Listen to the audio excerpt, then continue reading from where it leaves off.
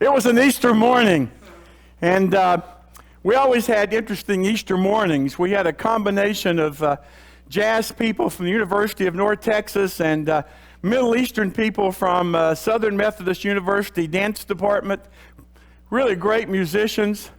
There was this warm-up period of time on Easter morning, about 15 or 20 minutes of having mostly Middle Eastern type music. And then there was this wonderful joy that comes at Easter. People were in this good mood and so forth. A woman was sitting toward the back who'd been there about 4 weeks. And so as people were leaving, when you were doing the perfunctory handshake and greeting people, she looked at me with this look of, between ire and disgust. I thought, it must have been something I said. But that's not what she said. She said, I love the Spirit, and I love your sermons. And I thought, the rest, what can she say? But I can't deal with the children. Somebody needs to get control around here of the children. And then she went on out, never saw her again. I'm sure she found some place where the children were under control. But it was never going to be our place. The table sat in the middle of us, and we were in a semicircle around the table. And so before the service, the children had their own choreography, and so they danced around the table, and they were all over the place. And it was hard sometimes. It was hard to focus, and we had to work at it. But they were no more bothersome than the 95-year-old trombone player whose watch went off every Sunday at 12 o'clock and he claimed he didn't know how to set it.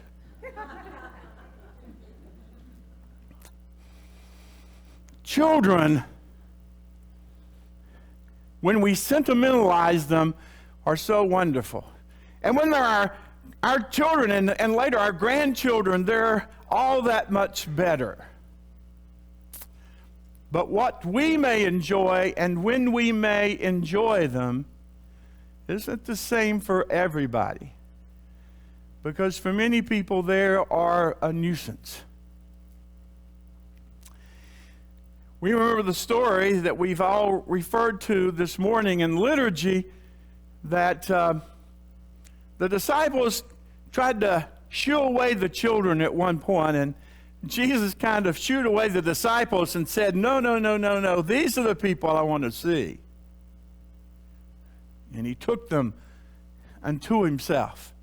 And how can we forget one of those most beautiful feminine images in the Bible when Jesus looks out sadly over Jerusalem and says, "Oh, Jerusalem, Jerusalem, how I would have gathered you under my wing like a mother chick gathers her children."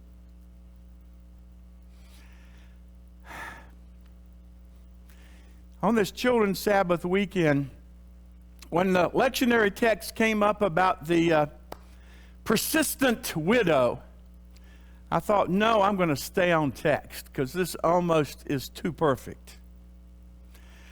I told you last week this section of Luke is a special section in that it doesn't necessarily appear in terms of great segments in the other Gospels. This week we run into a story that's fascinating, and it's often been misinterpreted by teachers and preachers for ages. Sadly, it's been lifted up as an example of how we have to pray. As if somehow God needs to be compared to an unscrupulous judge. The text, though, says something very, very different about God. We start out by hearing and understanding that the story to whom this was told, these people were weary. Probably been 20 years since Jesus left. He said, "Hey, I'll be right back." 20 years is not exactly right back. They had been struggling against empire. They had been trying to find their place, being faithful. No sign of God showing up. So they were somewhat despondent, no doubt, as we sometimes can be. From generation to generation, we run into times in which there's chaos and conflict, and it's too easy for us to lose hope. It's the folk like those people listening, and even ourselves, to whom the story was told. A widow. It's interesting because another way to translate this word in the Greek is silent one. Widows were amongst the people who were expected to be silenced in the midst of the Middle Eastern patriarchy. They had no place, no real acknowledged role in the law. They were truly pushed to the margins, out on the edge, to be seen but not to be heard. And this is the story about a silent one, a widow who was seeking justice in a place where she had no legal standing, you understand. No rightful legal standing, and yet she shows up pressing this unscrupulous judge for justice. What this probably looked like was that since widows had no real standing, and the husband died, then if there were adult sons, then obviously the sons get it all. If there are no sons, then the brothers get it all. And she gets nothing. No doubt this woman had come into the courtroom seeking to get back at least her dowry, which she was entitled to, though often widows did not receive. She has nothing, she has no rights, and yet she comes before this judge, and she asks the judge for justice. A judge that we already know doesn't care much for justice. And the judge looks at her with disdain, knows that she can't be a problem for him, and denies her any kind of legal acknowledgement, any kind of hope for justice. I heard someone preach years and years ago. He pastors a big church in Stone Mountain, Georgia, and forgive me, I can't think of his name. He was one of those people, I don't know who these crazy people are, who was once a Baptist and became United Church of Christ.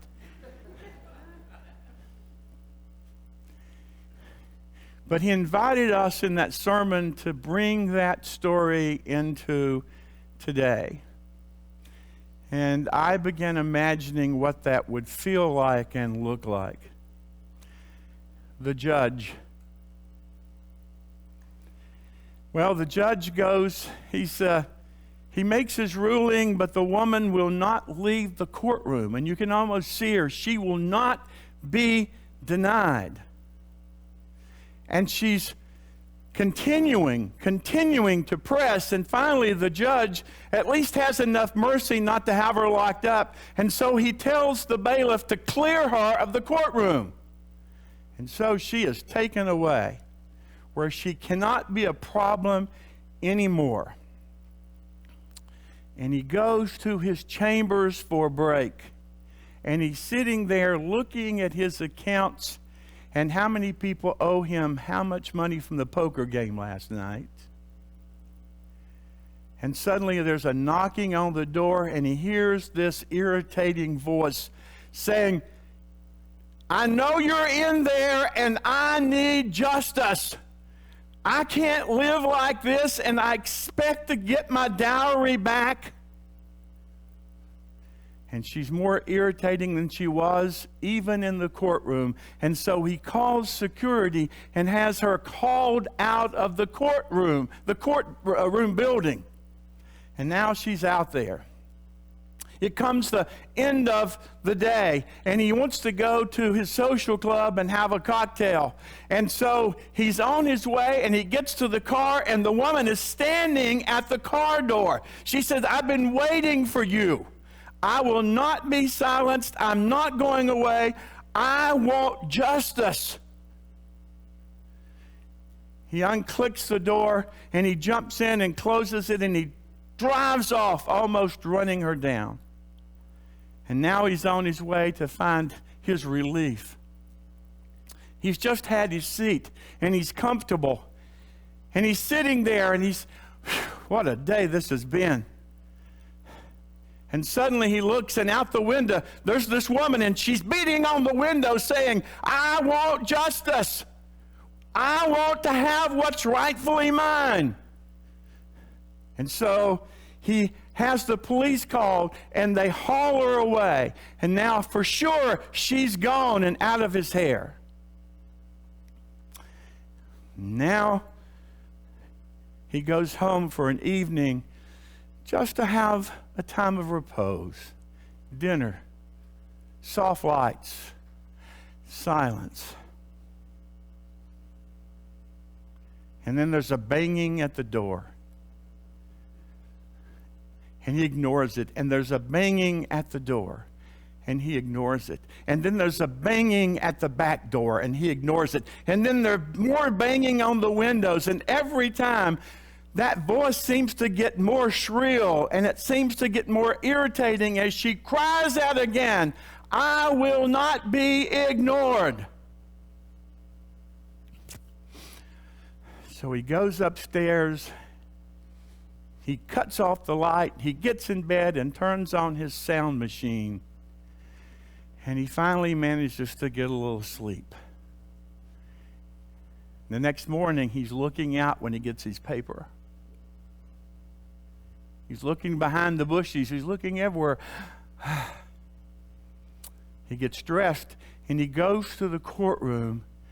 And as the docket is introduced, this voice comes from the back of the courtroom. "I want my case to be heard today. I deserve to be heard." And finally, the judge is worn down.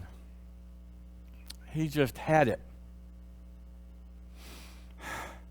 And so he calls her forth and grants her that for which she's asked and persisted. And this story is told by Jesus for all those who are worn out, down in the dumps, discouraged, wondering where God is.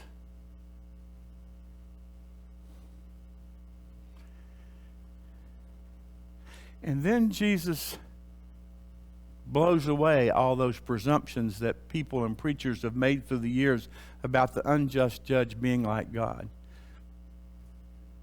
Jesus says, if this persistence, if this silent one, this widow, this oppressed, marginalized one can get justice from an unjust judge, what do you think a righteous God is like when it comes to granting justice to those who prevail? And then there's that last question. So will there be any faith? In other words, will any of you stand firm, trusting that God is doing what God must do, trusting that God will assure justice for all those people who are the silent ones, especially the children? That this God is so compassionate and full of love and steadfast mercy that you can depend this God is going to have the divine way sooner or later. Will you have faith? Will there be any faith?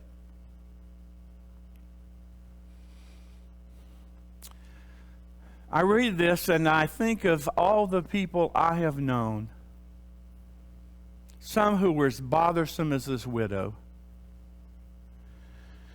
whose heart was so set on justice for others, so set upon a world that should be fair in spite of all that we say. Those who would fight the good fight until they draw their last breath.